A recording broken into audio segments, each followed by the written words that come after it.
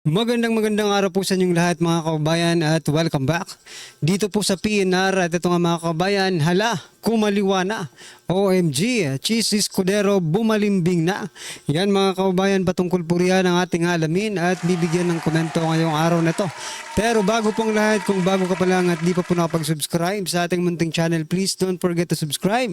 At palike na rin po ng video ito. Maraming salamat po at eto na nga, simulan na po natin to. Sana ang bayan ko sa magnanakaw na tao.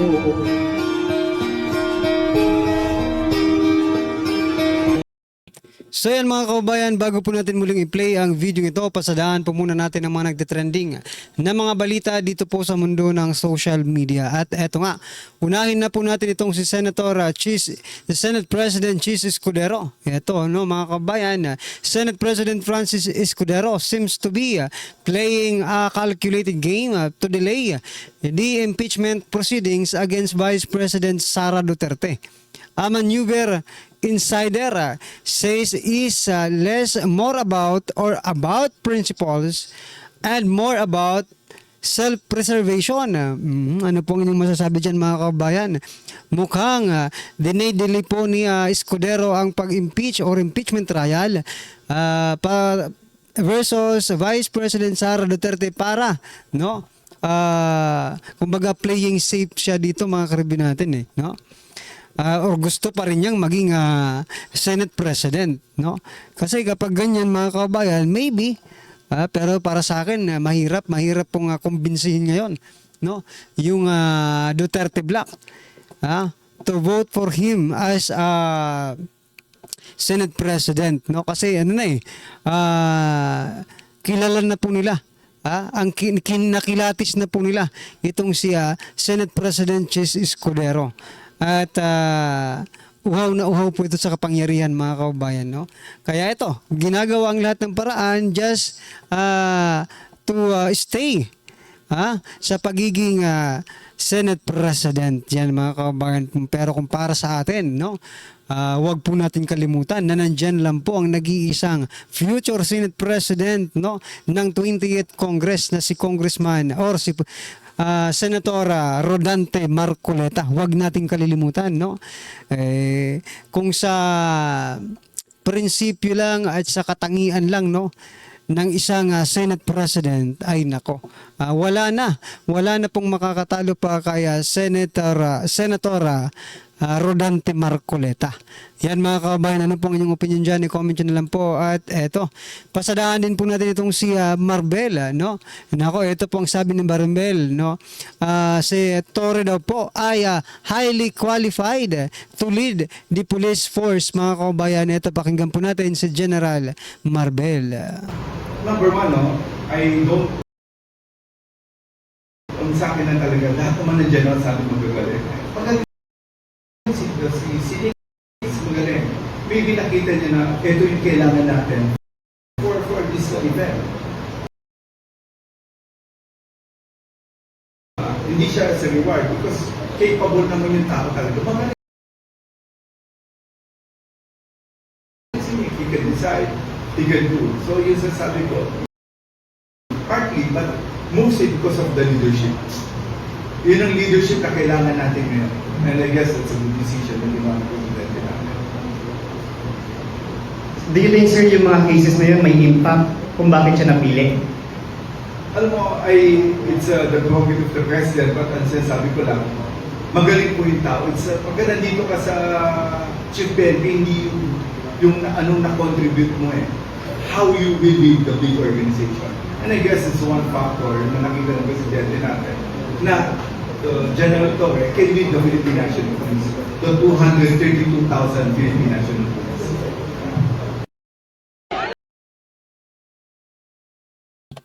So yan mga kababayan, ano po ang inyong masasabi dito po sa sinasabi ni General Marbel na si Major General Nicolas Torre III ay highly qualified to lead the police force. Yan mga kababayan. Siyempre siya po ang papalit dito po kay PNP Chief General Marbel, ang si Torre mga kababayan. Eto pa mga kababayan, mukhang natapos na. natapos na rin po ang drama. Yan, drama talaga, no? Sabi po dito, the drama. Inanunsyo ni Executive Bersamin na tinanggihan ni PBBM na ang pagbibitiw ni DOJ Secretary Boying Remulla, DILG Secretary Junvic Remulla at DND Secretary Gilbert Chodoro. O yan mga kababayan, sabi nga dito, drama. Ay, ang drama naman pala. Ha? Drama-drama lang pala yung courtesy resignation na yan, mga kababayan.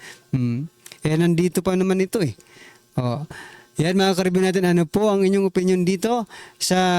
Kayo po ba, naniniwala ba kayong yung courtesy resignation na ipinatupad ni President Bongbong Marcos Jr. ay drama-drama lang? Or talagang totohanan nito? Sabi nga po ni Senator Ping Lacson, sabi niya po bilisan na. Bilisan na ang itong courtesy resignation na ito. Ang pagpipili or pag-reset ng kanyang cabinet members. So yan mga kababayan, ano po ang inyong opinion dyan? I-comment nyo na lang. At eto pa. Sabi po ni Representative or si Speaker Martin Romualdez, ang kailangan ngayon pagkakaisa at malasakit. I understand, sabi niya. With the President, I stand with the President. The nation comes first. Yun mga kaubayan. Nation comes first pala. Akala ko kasi sarili muna bago bayan. Iba pala. Bayan muna bago sarili, mga kababayan, ang ibig sabihin po ni Speaker Martin Romualdez. Pero sa palagay niyo po ba, yan po ba talagang nakikita ng mga ordinaryong Pilipino? Bayan ba talaga muna ang inaasikaso ninyo or yung mga sarili niyo muna ang inaasikaso ninyo bago ang bayan, di ba? Pangalawa lang yata ang bayan, no? Sa inyong mga pinagkakaabalahan. Ano bang pinagkakaabalahan nila mga kabayan? Siyempre ang budget po ng Pilipinas. Siyempre mga legislator to no? They are the one who are making the budget, no? Siyempre budget sa kaliwa, budget sa kanan at budget sa bulsa. I mean, budget para sa kanila. O, di ba? O, ganun po talaga mga kongresista. Wala tayong magagawa. Sila po ang binoto ninyo di ba?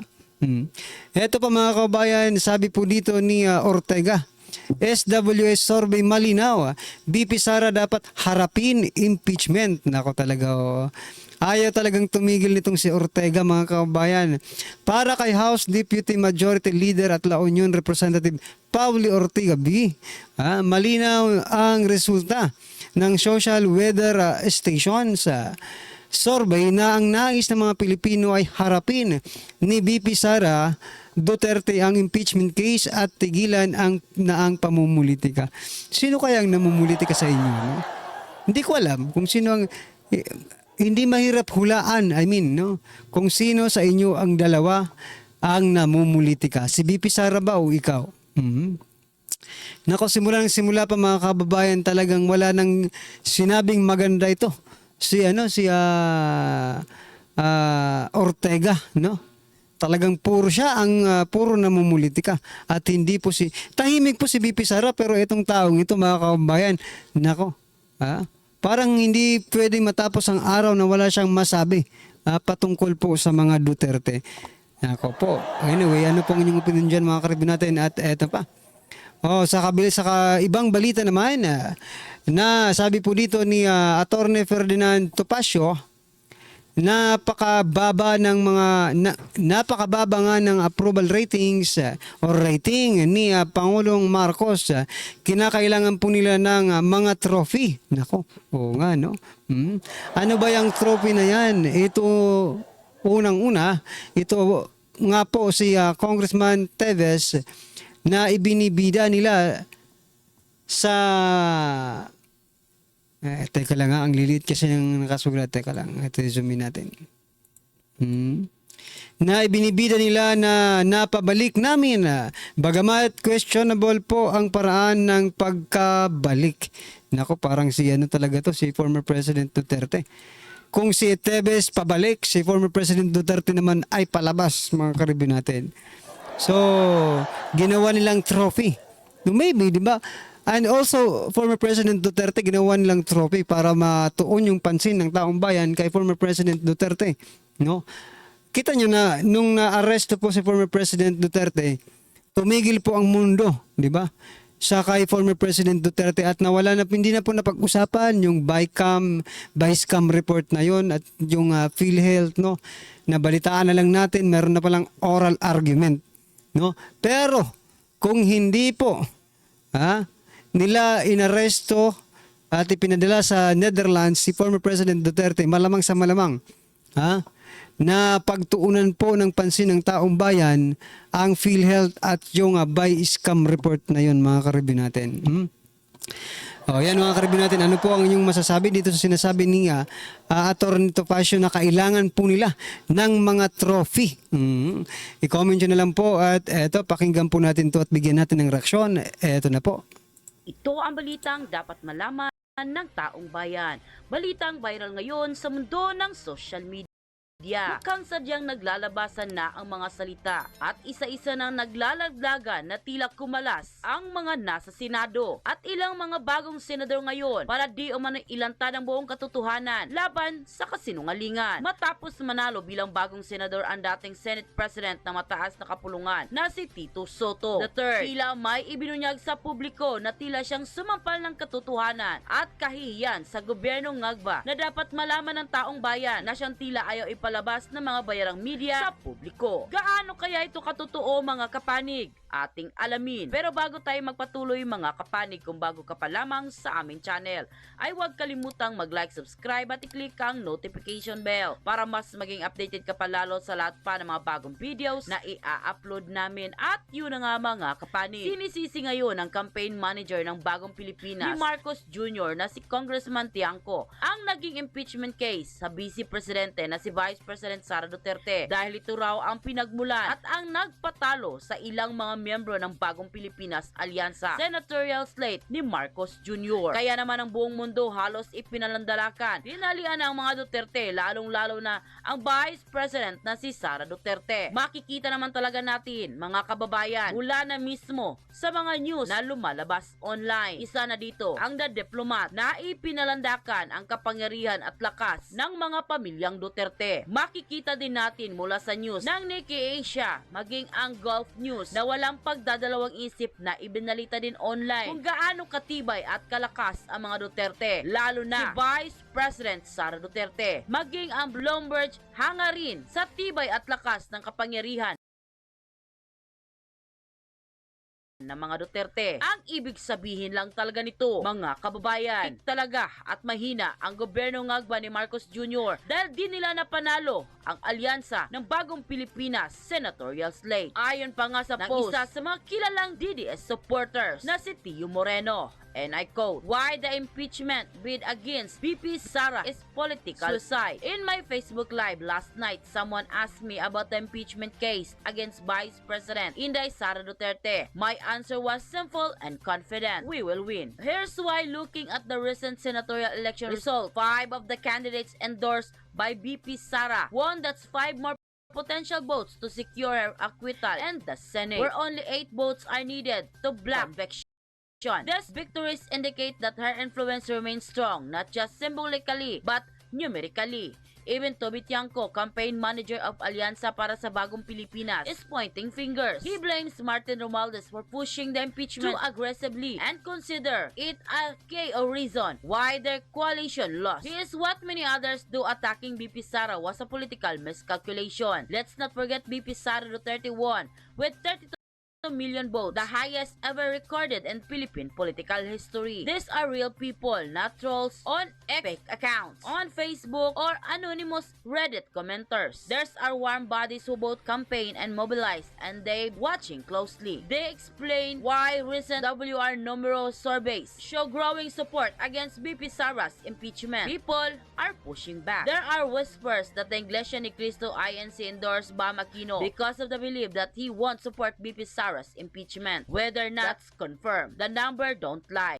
Bombs vote count increased significantly, well beyond the traditional kakamping ceiling of 12 to 15 million, as reflected in previous result of Lenny Robredo, Risa Hontiveros, and Kiko Pangilinan. That means they may have trapped into a broader coalition, one that doesn't want Sara impeached. If Romualdez and Jesus Cordero proceed with the impeachment trial, it will backfire badly. Senatorial judges who vote yes to impeach will face political consequences in 2028. Why? Because once you are both against the 30 million, you're marked yourself. Expect the So yan mga kabayan, talagang hindi po nila mapigilan ang mga Duterte na pagkatiwalaan ng taong bayan. So, ito lang po ay nagpapakita that the Filipinos really trust the Duterte, mga kabayan, kaysa po sa mga Marcos. So yan mga kabayan, ano po ang inyong opinion, reaksyon patungkol po sa video ito? I-comment nyo na lang po sa baba para at least alam po natin mga kabayan ang inyong opinion. Maraming salamat po. Please don't forget to like the video. Maraming salamat po. Sawa na ang bayan ko sa magnanakaw na tao.